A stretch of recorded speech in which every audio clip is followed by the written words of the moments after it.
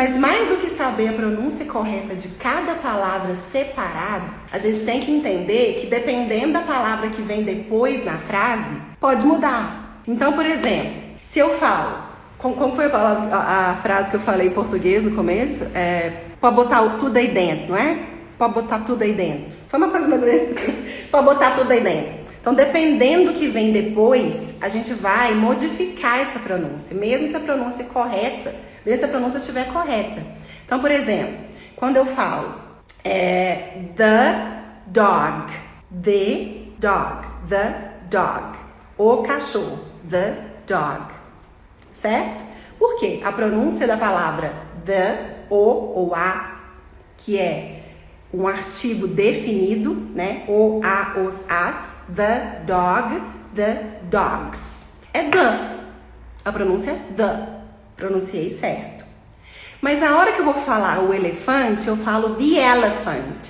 The dog, the elephant. Um foi the, o outro foi the. The dog, the elephant. Por que isso aconteceu? É a mesma palavra, significando a mesma coisa. O cachorro ou elefante. Mas isso aconteceu porque a próxima palavra começou de forma diferente. O dog começou com uma consoante. Então, the dog.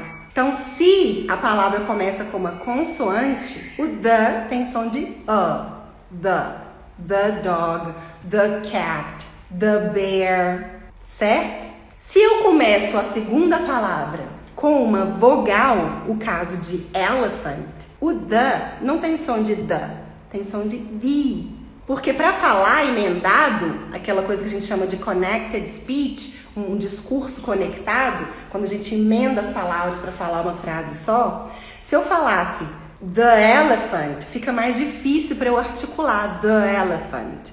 Então eu falo the elephant, que é muito mais fácil. Olha só, the elephant, the elephant. Para a articulação, para o som sair, o nosso cérebro, o cérebro do americano, entende que fazer isso facilita para a gente articular e botar o som para fora. Da mesma forma que mineiro fala, antes presta para nós ir, bota tudo aí dentro, para botar tudo aí dentro. Para reduzir e facilitar a fala. Então a fala ela é baseada em reduções e simplificações. A gente quer deixar tudo mais simples e mais rápido para a gente conseguir passar a nossa mensagem, nosso recado. Então, mesmo se você estudar a pronúncia de cada palavra separadamente, você vai aprender que a pronúncia lá no IPA de the é the, T-H-E, the dog, the ladybug, the monkey. Mas se eu começo com vogal, eu mudo. The elephant, the alligator, the ostrich, que começa tudo com vogal, A-E-I-O. Mas então, ferrou. Agora que você acabou de me tacar a pedra, jogar o cocô no ventilador, que agora que eu não vou saber mesmo me pronunciar. Eu já estava achando difícil aprender a pronúncia correta de cada palavra. Imagina que o negócio muda quando eu tô falando na frase. Como que eu vou saber? Não tem regra. Eu não estudei isso.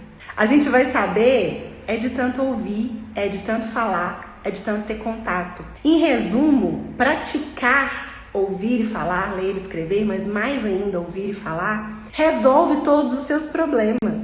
A prática leva à perfeição. Practice makes perfection. Tem um monte de coisa ainda que eu nunca falei pra vocês, que eu nunca ensinei pra vocês, que eu nunca mostrei, porque eu também não sei. E eu vou descobrir daqui 1 ano, daqui 6 meses. Mas é assim, é o famoso vivendo e aprendendo. Então, para a gente melhorar, a gente tem que observar. Pegar essas dicas aí de quando começa com vogal muda, pegar um pouquinho do IPA, escutar muito minha série favorita, escutar muito podcast bem simples enquanto eu lavo roupa, passo roupa, enquanto minha criança está dormindo, fazer aula de inglês, estar em constante contato, em constante busca pra gente cada dia aprender e aperfeiçoar um pouco mais. Primeiro a gente vai falar tudo I have to go to the supermarket.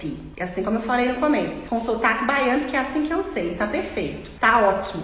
Dê o melhor que você tem, com os melhores recursos que você tem, do jeito que você consegue. Faça o seu máximo. Na próxima, a gente vai aprender que I tem som de I, então tá certo. Mas o have não tem som de have, é have, have. Então, I have. Termina com V, o som de V, have. Porque se eu falar heavy, vira pesado. Heavy significa pesado e have significa ter. Viu a diferença? Por isso que eu não posso, não é que eu não posso, que não é aconselhado errar a pronúncia. Porque eu mudo a palavra e mudo o contexto e a pessoa não consegue me entender. Então, olha só. I have, então não é have, é have. I have to go to the supermarket. Não é to go. Porque o T a gente aprende quando a gente estuda mais, a gente ouve mais, a gente escuta as aulas da Miss Bruna todo dia. A gente aprende que o T tem som de t, t, t. É uma coisa soprada. T, tem um chiado. T, não é tch, carregado, igual a gente fala aqui. Então, depois que eu mudo o to para to, já melhora. Então, I have to virou I have to. Já melhorou.